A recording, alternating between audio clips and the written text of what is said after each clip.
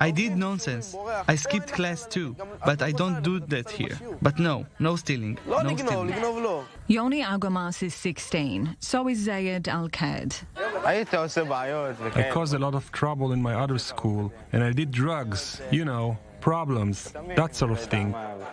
Zayed, the youngest of 13 kids born to Bedouin parents, is a friend of Yoni's. They met at Mer Shveya boarding school in northern Israel, where they both live and study. We have 12,000 Israeli kids who still go to residential education because it proves itself. That's 12,000 kids across Israel, and all up, there's about 70 boarding schools in the country, but each school has its own styles. Some might be more or less remedial, academic, religious, sporty, or musical. Where I grew up, you could hear from my accent, in New England in the United States. Then people went to boarding schools, residential schools, where my husband actually went to school, and their parents were looking for elite education. While you still get the same elite education in Israel, the system is unlike the Western world. Our children do not come from royalty. The children who are here are looking for excellent education, but they come from mostly difficult backgrounds. And there's more reasons why some other kids board here.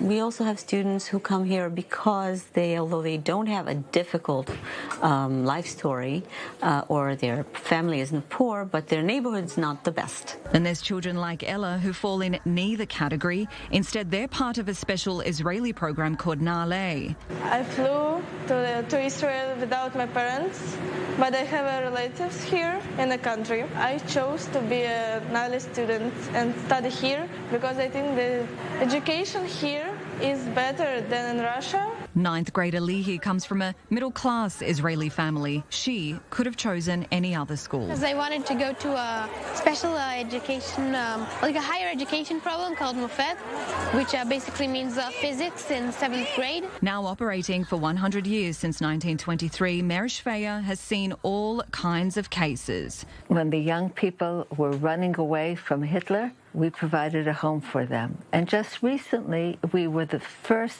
youth village in the country to receive a group of kids running away from Ukraine in the war. The school's head teacher is pretty confident that without this system, the future might not be as rosy. And we know that a lot of children would end up on the streets and have worse fate than they should. While the students both systems cater for differ, the Western and Israeli systems still share similar goals: an immersive educational experience, social education, and readying students for that next step, making both so much more than just live in schools.